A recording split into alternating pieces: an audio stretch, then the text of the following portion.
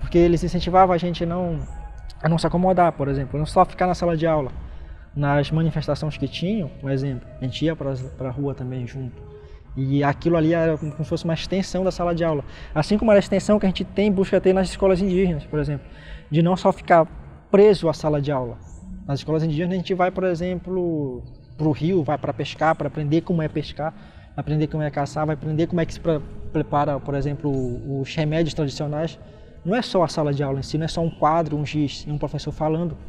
Olha, eu vou falar para você, eu conheci a Rede Emancipa lá atrás. Lá atrás. Conheci só de ouvir falar, porque eu... Pense numa mulher que tinha raiva do Emancipa. Era eu.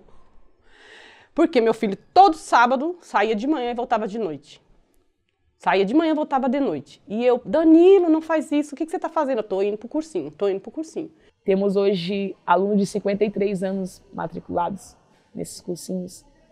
E nas comunidades quilombolas são os espaços em que mais vamos encontrar adultos e às vezes até idosos matriculados com aquele desejo de realizar aquele sonho que não tinha sido possível ainda.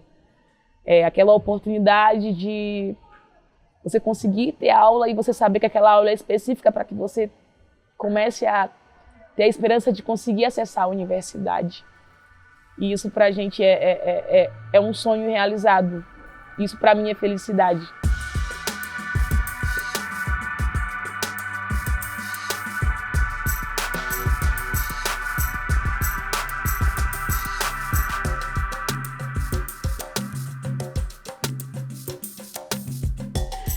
Até que um dia ele virou para mim e falou assim, mamãe, eu preciso entrar numa universidade. A senhora não tem condições de pagar. Então a senhora me deixa estudar? Eu preciso disso. Aí ele pegou e falou assim, se eu não conseguir entrar na universidade pública, eu não vou fazer universidade por enquanto. Então eu preciso estudar. Aí foi onde eu abri o meu coração, com o coração pequenininho, porque eu ficava todo sábado sem meu filho. Porque na semana ele ia para as bibliotecas da vida, porque eu não tinha internet em casa, ele tinha que estudar, ele ia para a biblioteca da região. Vivia infiltrado dentro das bibliotecas estudando. Aí depois ele conheceu o Emancipa. Aí foi onde começou tudo. E, enfim, hoje resultou nisso, né? Hoje eu falo para você com muito orgulho, tenho um filho universitário. Tenho um filho coordenador da Rede Emancipa. Isso é um orgulho para uma mãe, porque eu gostaria muito que o mais velho seguisse o exemplo dele, o mais novo, que não está mais aqui, tivesse tido a oportunidade de seguir ele, porque... E quero muito que os outros membros da família venham e acompanhem e sigam, porque tem que acreditar. O Danilo acreditou e é mérito dele, tudo que ele alcançou. Olha, eu acho que sem a Rede Emancipa, eu talvez passaria na USP. Mas eu não teria consciência do que isso significa. Entende? Do que significa uma pessoa que estudou a vida inteira em escola pública, de uma pessoa... que a mãe foi diarista, de uma pessoa, sabe, assim, que mora aqui, tipo, que eu morava aqui naquela época, sabe? Então era, tipo, 2 horas para chegar na USP. Com a Rede Emancipa foi um momento que eu falei, assim, que eu me dei conta da importância, sabe? Do que é uma pessoa ocupar, como eu ocupar aquele espaço, de como aquilo era um direito e de como aquilo é nosso. Não só meu e da minha família, mas de toda da comunidade, das pessoas, sabe, da periferia, aquele espaço é nosso. Eu acho que sem a Rede Emancipa eu não entenderia isso, sabe, porque eu não teria contato com essa realidade coletiva, sabe, porque quando eu passei, coordenadores e ex-coordenadores do cursinho chegavam para conversar comigo, compartilhar a experiência, que eram também estudantes de escola pública, da periferia, e ali eu entendi, eu lembro que foi a Malu, a coordenadora, uma conversa com a Malu, que eu mal conhecia ela na época, e ela conversando comigo, que bom que você passou, não sei o quê. Aí eu falei, nossa, não é só eu que estou muito feliz com isso, sabe? É uma pessoa que não me conhece. Mas aí eu entendi que ela compartilha da mesma realidade que eu. Ela vem e entende que é nosso. Sem a Rede Emancipa eu não entenderia isso. Entende? Eu acho que dificilmente... Porque na Rede Emancipa você se insere numa realidade que é coletiva. Entende? Que se você não passa, a gente vai batalhar junto para você passar. Se você passa, a gente vai batalhar junto para você continuar lá. entende? Essa coletividade, essa noção, essa consciência, eu consegui através da Rede Emancipa, entende? Do apoio, da coletividade, é isso, assim, do coletivo, sabe? De não se entender como um ser isolado na sociedade, sabe? Que é você por você, se você não conseguiu, dane-se. É porque você não estudou, é porque não é pra você. Mas se você não conseguiu na Rede Emancipa, vão te explicar o porquê, você vai entender, você vai conversar, e não vai ser um peso pra você não passar, entende? Porque é só mais uma chance, haverão outras, e você vai entender que aquele sistema é pra te excluir mesmo. Não é pra que você esteja lá, mas é pra te excluir, entende? A escola é um ambiente mais difícil, mas é importante que a gente lute por ela. Isso que é... Olha só, cara, eu não consigo entender. É tão fácil criticar e saber que precisa daquilo. Porque na Emancipa a gente faz isso toda hora. A gente critica algo sabendo que precisa daquilo. A gente critica a polícia sabendo que precisa de segurança. A gente critica o Estado sabendo que precisa do Estado. A gente critica a sociedade sabendo que precisa de todo mundo que está dentro da sociedade. E é na Emancipa que a gente discute isso. E os alunos entram e eles chegam na Emancipa e eles entendem isso. Eles entendem que eles podem trabalhar dentro de uma empresa privada e saber que podem criticar aquela empresa privada. Porque apesar deles precisarem do emprego, e eles precisam, é importante saber que a gente é uma sociedade e que eles entendam que a gente funciona como uma sociedade. E esse que é um ponto difícil. É difícil, mas na Emancipa a gente consegue. Na Emancipa, cara, é uma mágica. Mágica. A gente fala que é mágica porque é algo que não existe, a gente usa pra dizer que é algo fácil, né? Funciona. Simples assim. Simples assim. A gente faz uma roda e discute sobre racismo. E aí eles discutem sobre racismo. Eles falam os problemas dele e eles falam as soluções para os problemas dele. E aí, quando eu estou fora disso, eu não encontro esse espaço. Em que palestra, dentro do curso de Química, eu queria muito que pessoas de Química vissem esse rolê. Eu queria que as pessoas me lembrassem que momento, de que palestra, durante toda a sua graduação de Química, Matemática, Física, Biologia, elas discutiram os problemas do racismo dos alunos que compõem o curso. Não discute, porque para eles não é importante. E aí, no Emancipa, para a gente é importante. É importante que o aluno entenda de onde ele vem, entenda por que ele está onde ele está e entenda quais são os mecanismos que mantêm ele aonde ele está e por que ele não consegue resolver os problemas dele como as outras pessoas conseguem. Eu resolvi o meu problema estudando. Por que eles não conseguem resolver o problema estudando? Porque existe muito mais dentro da sociedade do que só achar que é falta de estudo. Ou de que falta de professor. Faltou professor. Coloca professor na escola que só resolve o problema. Não é.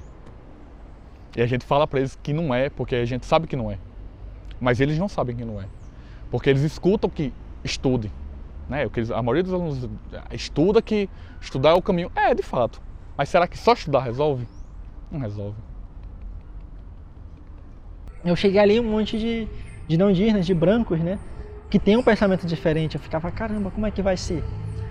E a faculdade também é muito disso, né? Então, quando eu cheguei lá, foi uma preparação, não uma preparação para eu fazer a prova em si, mas uma preparação como se fosse uma antessala da faculdade para que eu pudesse ter um momento de convivência com aquele pessoal. Inclusive fiz amigos, bons amigos no Emancipa também, que eu mantenho em contato até hoje. E esse pensamento de educação coletiva, eu acabei já quebrando um pouquinho daqueles preconceitos que eu tinha lá, só que eu achava que lá eram pessoas, inclusive, também diferentes do que eu ia encontrar na faculdade, né? E por isso que eu ainda tinha um tanto de preconceito grande antes de entrar na faculdade, que depois eu fui quebrando, como eu já falei. Mas lá eu fui quebrando o preconceito dos não indígenas de forma generalizada, né? Porque eu convivia na aldeia, boa parte do tempo, e os não indígenas que eu tive contato foram aqueles não indígenas lá da época que eu era criança, da escola, que jogavam pedra na gente, que fechava a escola, né?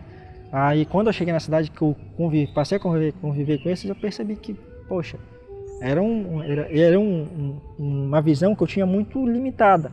Isso me ajudou a ampliar um pouquinho mais a esse pensamento. Eu vi que o pessoal ali era um pessoal que, apesar de eu ser indígena, eles não, né?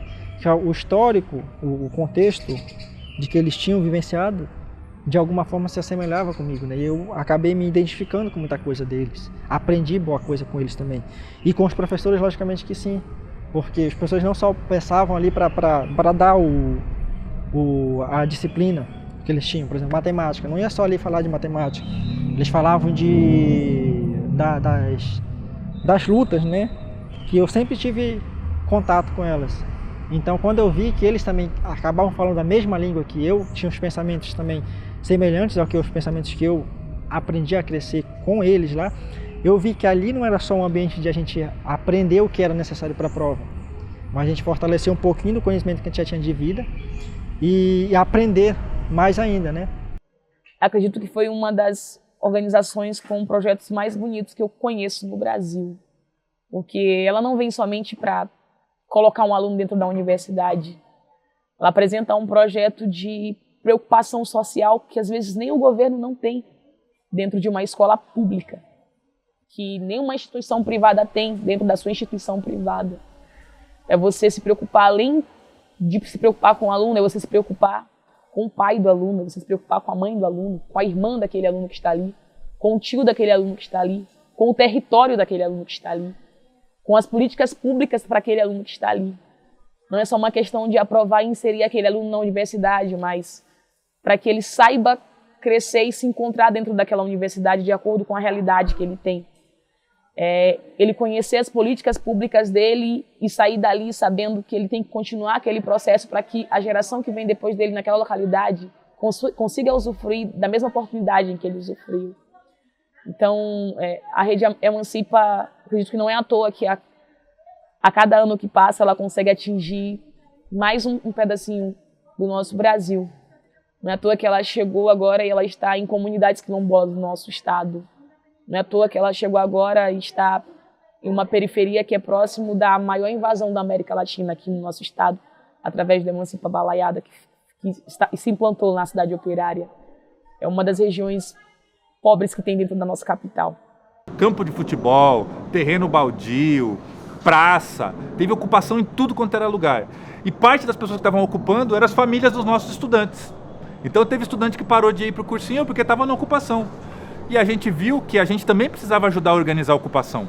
Que a educação popular, ela tinha que naquele momento, tinha que ter um reflexo de estar junto com a ocupação, de ajudar a luta por moradia. Porque a luta por moradia era a luta para que nossos estudantes pudessem estar na universidade também. Então se o cara não tem casa, ou se o cara está brigando para ter casa, por exemplo, como é que ele vai se dedicar a estar no cursinho de sábado o dia inteiro? Então o que a gente fez foi levar o cursinho para dentro da ocupação. Então fazer dentro da ocupação ali um espaço de biblioteca, de leitura, de debate, de discussão.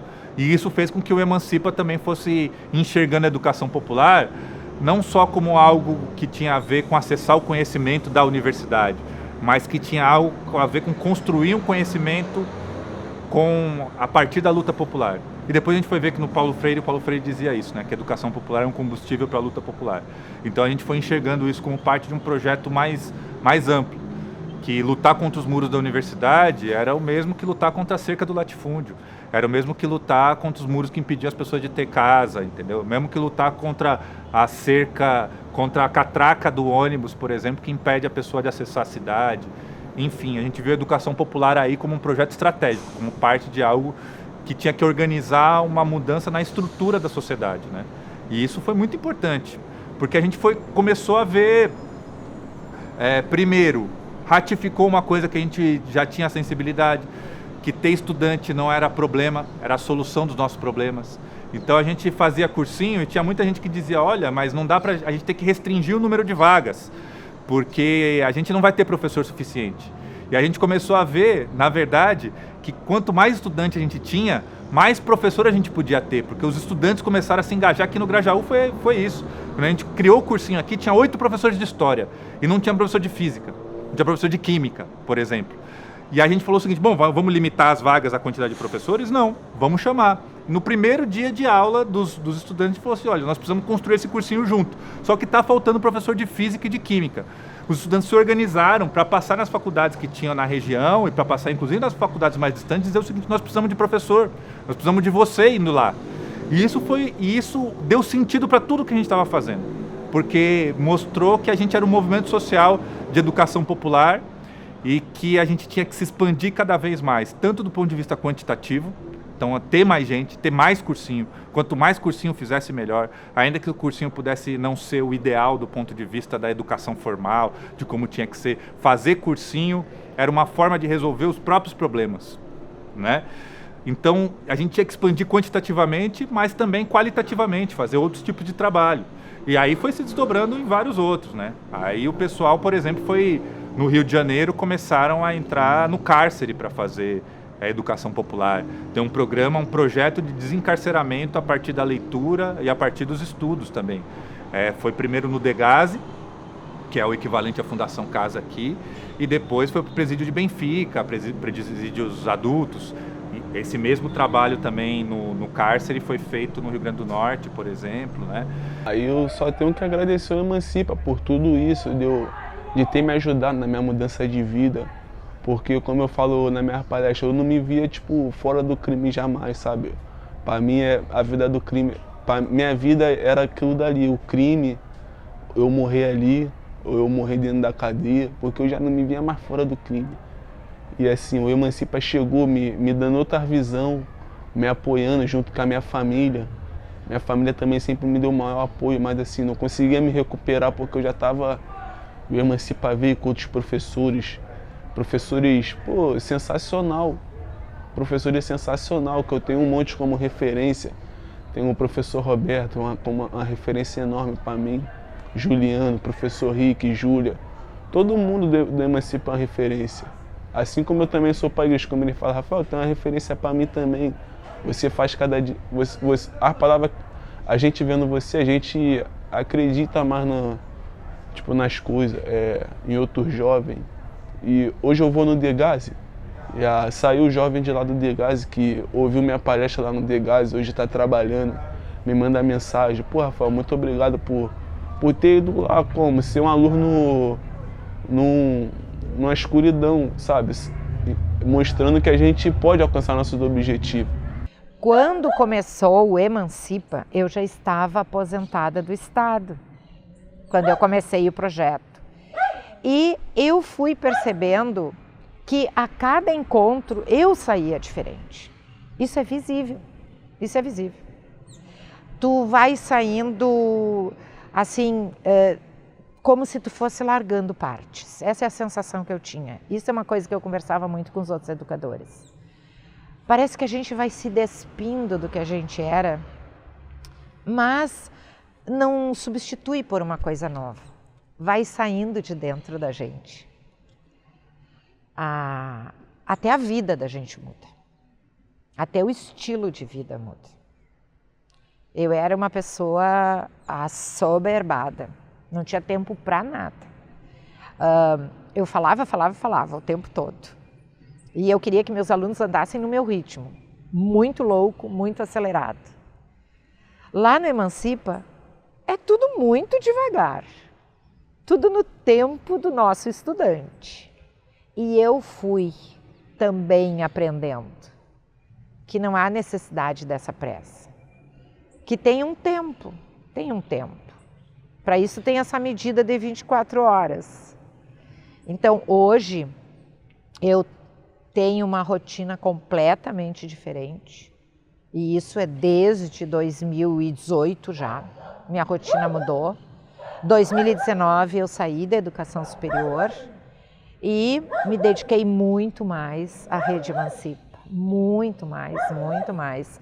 De pensar muito melhor a rede, de ler tudo que eu ainda não tinha conseguido ler de Paulo Freire, de ir a tudo que a Rede Emancipa oportuniza, né, como ouvinte, como alguém que quer aprender, como alguém que quer saber e como alguém que tem que reelaborar todo o conhecimento que já elaborou a partir de novos saberes e esses saberes vindo da educação popular. Mudei muito sim. Para mim, a educação popular é a gente trocar as nossas experiências e os nossos conhecimentos de igual para igual. Sabe? É não ter um conhecimento melhor ou pior do que o outro. É, por exemplo, a história da minha avó ser um conhecimento. É o meu território, a minha cidade ser tão importante quanto outras cidades que são colocadas na história.